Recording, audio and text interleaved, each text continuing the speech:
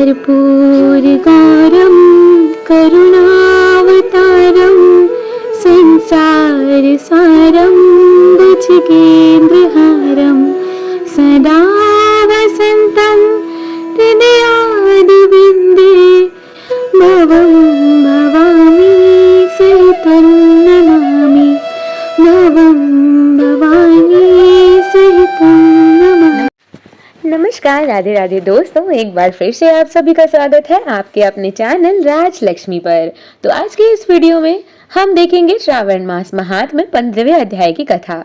श्रावण मास महात्म्य 14वें अध्याय की कथा का वर्णन हम हमारे पिछले वीडियो में कर चुके हैं, जिसमें हमने बात की थी नाग पंचमी व्रत के महात्म्य की। तो चलिए आज की कथा प्रारंभ करते हैं। श्रावण मास महात्म्य 15वें अध्याय की कथा। सुपोदन षष्ठी व्रत तथा अर्क विवाह विधि। सनत कुमार बोले, हे देवेश, मैंने नागों का यह आश्चर्यजनक पंचमी व्रत सुन लिया। अब आप बताइए कि षष्ठी तिथि में कौन सा व्रत होता है और उसकी विधि क्या है। ईश्वर बोले, हे विप्रेंद्र, श्रावण मास के शुक्ल पक्ष में षष्ठी तिथि को महामृत्यु का नाश करने वाले सुपोदन नामक शुभ व्रत को करना चाहिए। शिवालय में अथवा घर में ही प्रयत्न पूर्वक शिव का पूजन करके सुपोदन का नैवेद्य उन्हें विधि पूर्वक अर्पण करना चाहिए। इस व्रत के साधन में अमृत का लवण मिलाकर शाक और अनेक पदार्थों के नैवेद्य अर्पित करें। साथ ही ब्राह्मण को वायन प्रदान करें जो इस विधि से व्रत करता है और उसे अनंत पुण्य मिलता है। इस प्रकरण में लोग एक प्राचीन कहानी सुनाते हैं जो इस प्रकार से है। प्राचीन समय में रोहित नाम का एक राजा था। काफी समय बीतने के बाद भी उसे पुत्र रत्न की प्राप्ति नहीं हुई। तब पुत्र की अभिलाषा में उस राजा ने अत्यंत कठोर तप किया। ब्रह्मा जी ने राजा से कहा, तुम्हारे प्रारब्ध में पुत्र नहीं है। तब भी पुत्र की लालसा में वह राजा अपनी तपस्या से जरा भी विचलित नहीं हुआ। इसके बाद राजा तपस्या करते करते संकटग्रस्त हो गया। तब ब्रह्मा जी पुनः प्रकट हुए और कहने लगे, मैंने आपको पुत्र का वर तो दे दिया है, लेकिन आपका यह पुत्र अल्पायु होगा। तब राजा तथा उनकी पत्नी ने विचार किया कि इससे रानी का बांझपन तो दूर हो जाएगा, संतानहीनता की निंदा नहीं होगी। कुछ समय बीत जाने के बाद ब्रह्मा जी के वरदान से उन्हें पुत्र प्राप्ति हुई। राजा ने विधि पूर्वक उसके जात कर्म आदि सभी संस्कार किए। दक्षिणा नाम वाली उस रानी व राजा ने अपने पुत्र का नाम शिवदत्त रखा। उचित समय आने पर भयभीत चित्त वाले राजा ने पुत्र का यज्ञोपवीत संस्कार किया, किंतु राजा ने उसकी मृत्यु के भय से उसका विवाह नहीं किया। तदंतर 16 साल में उनका पुत्र शिवदत्त मृत्यु को प्राप्त हो गया। ब्रह्मचारी की मृत्यु का स्मरण करते हुए राजा को बहुत चिंता होने लगी कि जिन लोगों के कुल में कोई ब्रह्मचारी मर जाए तब उनका कुल खत्म हो जाता है और वह ब्रह्मचारी भी दुर्गति को प्राप्त होता है। सनत कुमार बोले, हे देव देव, हे जगन्नाथ, इसके दोष निवारण का उपाय है या नहीं? यदि उपाय है तो अभी बताएं जिससे दोष की शांति हो सके। ईश्वर बोले, यदि कोई स्नातक अथवा ब्रह्मचारी मर जाए तो अर्क विधि से उसका विवाह कर देना चाहिए। इसके बाद उन दोनों ब्रह्मचारी तथा आग को इस पर संयुक्त कर देना चाहिए।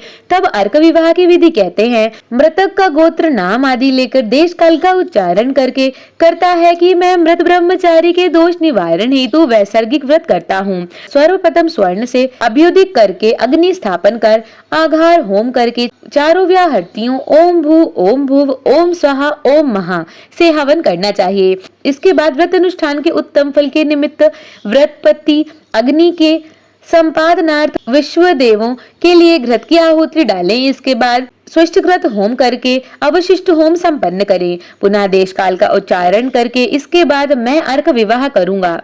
उसके बाद स्वर्ण से अभ्युदय कृत्य करके अर्क शाखा तथा मृतक की देह को तेल तथा हल्दी से लिप्त करके पीले सूत से वेष्टित करें और पीले रंग के 2 वस्त्रों से उन्हें ढक लें। इसके बाद अग्नि स्थापन करें और विवाह विधि में प्रयुक्त योजक नामक अग्नि में आघार होम करें व अग्नि के लिए आज्य होम करें। उसके बाद चारों व्याहृतियों से ओम भू ओम भुव ओम स्वाहा ओम महा बृहस्पति तथा कामदेव के लिए आहुति प्रदान करें। पुनः घृत से सुइष्टन होम करके संपूर्ण हवन कर्म समाप्त करें। उसके बाद आग की डाली तथा मृतक के शव को विधि पूर्वक जला दें। मृतक अथवा म्रियमाण से निमित्त 6 वर्ष तक इस व्रत का अनुष्ठान करना चाहिए। इस अवसर पर 30 ब्रह्मचारियों को नवीन कौपीन वस्त्र प्रदान करने चाहिए और हस्त प्रमाण अथवा कान तथा लंबाई वाले दंड तथा कृष्ण मार्ग चर्म भी प्रदान करने चाहिए। उनके चरण पादुका, छत्र माला, गोपी चंदन, प्रवाल मणि की माला तथा अनेक आभूषण समर्पित करने चाहिए। इस विधान से व्रत करने पर कोई भी विघ्न नहीं होता है। ईश्वर बोले। ब्राह्मणों से यह सुनकर राजा ने मन में विचार किया कि अर्क विवाह तो मुझे गौड़ प्रतीत होता है, मुख्य नहीं, इसीलिए कोई भी व्यक्ति मरे हुए को अपनी कन्या नहीं देता है। मैं राजा हूँ, अतः मैं उस व्यक्ति को अनेक रत्न तथा धन दूंगा जो कोई भी इसकी वधु के रूप में अपनी कन्या प्रदान करेगा। उस नगर में एक ब्राह्मण था। उस समय वह किसी दूसरे नगर में गया हुआ था। उसकी एक सुंदर पुत्री थी जिसकी माता की मृत्यु पहले ही हो चुकी थी। ब्राह्मण की दूसरी भी पत्नी थी जो ब्राह्मण की पुत्री के प्रति बुरे विचार रखती थी तथा दुष्ट मन वाली थी। कन्या 10 वर्ष की तथा दीन थी और अपनी सौतेली माँ के अधीन थी। अतः सौतेली माँ ने द्वेष तथा अत्याधिक धन के लालच में 1 लाख मुद्रा लेकर उस कन्या को मृतक राजकुमार के लिए दे दिया। कन्या को लेकर राजा के लोग नदी के तट पर शमशान भूमि में राजकुमार के पास ले गए और शव के साथ उसका विवाह कर दिया। इसके बाद विधि पूर्वक शव के साथ कन्या का योग करके जब वे जलाने की तैयारी करने लगी तब उस कन्या ने पूछा, हे सज्जनों, आप लोग यह क्या कर रहे हैं? तब वे सभी दुखी मन से कहने लगे कि हम लोग तुम्हारे इस पति को जला रहे हैं। तब इस पर भयभीत होकर बाल स्वभाव के कारण रोती हुई उस कन्या ने कहा, आप लोग मेरे पति को क्यों जला रहे हैं? मैं जलाने नहीं दूंगी। आप लोग सभी यहाँ से चले जाइए। ये मैं अकेले ही यहाँ बैठी रहूंगी और जब ये उठेंगे तब मैं अपने पति देव के साथ चली जाऊंगी। यह हट देखकर दया के कारण दीन चित्त वाले कुछ भाग्यवादी वृद्धजन कहने लगे, अहो होनहार भी क्या होता है, इसे कोई भी नहीं जान सकता। दीनों की रक्षा करने वाले तथा कृपाल भगवान ने न जाने क्या करेंगे। सौत की पुत्री का भाव रखने के कारण सौतेली माँ ने इस कन्या को बेचा है, अतः संभव है कि भगवान इसके रक्षक हो जाएं। अतः हम लोग इस कन्या को वह इस शव को नहीं जला सकते, इसलिए सभी को अच्छा लगे तो हम लोगों को यहाँ से चले जाना चाहिए। परस्पर ऐसा निश्चय करके वे सब अपने घर को चले गए। बाल स्वभाव के कारण यह सब क्या है ऐसा ना जानती हुई वह से व्याकुल वह कन्या एकमात्र शिव तथा पार्वती का स्मरण करती रही। उस कन्या के स्मरण करने से सब कुछ जानने वाले तथा दया के पूर्ण हृदय वाले शिव पार्वती शीघ्र ही वहां आ गए। नंदी पर विराजमान उन तेज निधान शिव पार्वती को देखकर उन देवों को न जानती हुई भी वह कन्या ने पृथ्वी पर दंड की भांति प्रणाम किया। तब उसे आश्वासन प्राप्त हुआ कि पति से तुम्हारे मिलने का समय अब आ गया है। तब कन्या ने कहा, मेरे पति अब जीवित नहीं होंगे। उसके बाला भाव से प्रसन्न तथा दया से परिपूर्ण शिव पार्वती ने कहा कि तुम्हारी माता ने सुपोदन नामक व्रत किया था, उस व्रत का फल संकल्प करके तुम अपने पति को प्रदान करो। तुम कहो कि मेरी माता के द्वारा जो सौपोदन नामक व्रत किया गया है उसके प्रभाव से मेरे पति जीवित हो जाएं। तथा कन्या ने वैसा ही किया और उसके परिणाम स्वरूप शिवदत्त जीवित उठ खड़ा हुआ। उस कन्या को व्रत का उपदेश देकर शिव तथा पार्वती अंतर्ध्यान हो गए। तब शिवदत्त ने उस कन्या से पूछा, तुम कौन हो और मैं यहाँ कैसे आ गया हूँ? तब उस कन्या ने उसे वृत्तांत सुनाया और रात होने पर नदी के तट पर कई लोगों ने राजा को वापस आकर कहा कि हे राजन, आपका पुत्र व पुत्रवधू नदी के तट पर स्थित हैं। विश्वस्त लोगों से यह बात सुनकर राजा बहुत खुश हुआ। वह हर्ष भेरी बजवाते हुए नदी के तट पर गया। सभी लोग प्रसन्न होकर राजा की प्रशंसा करने लगे।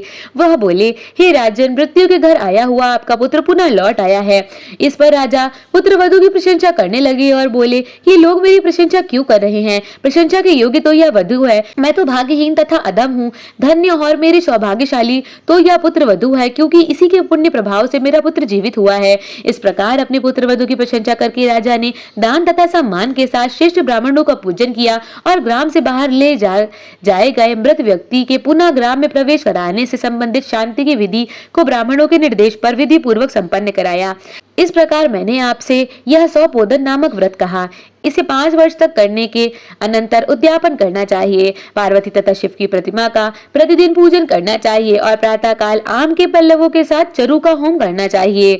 साथ ही नैवेद्य तथा वायन अर्पित करना चाहिए। मनुष्य यदि व्रत की बताई गई विधि के अनुसार आचरण करता है तो वह दीर्घजीवी पुत्र प्राप्त करके मृत्यु के बाद शिवलोक जाता है। इस प्रकार श्री स्कंद पुराण के अंतर्गत ईश्वर सनत कुमार संवाद में श्रावण मास महात्म्य में सौपुदन षष्ठी व्रतन नामक 15वां अध्याय पूर्ण हुआ। तो अगर आप सभी को यह वीडियो पसंद आई हो तो हमारे चैनल को लाइक करें, सब्सक्राइब करें, वीडियो को शेयर करें और बेल नोटिफिकेशन को ऑल पर सेट करना ना भूलें, ताकि श्रावण मास की आने वाली सभी कथाओं की नोटिफिकेशन आपको सबसे पहले प्राप्त हो।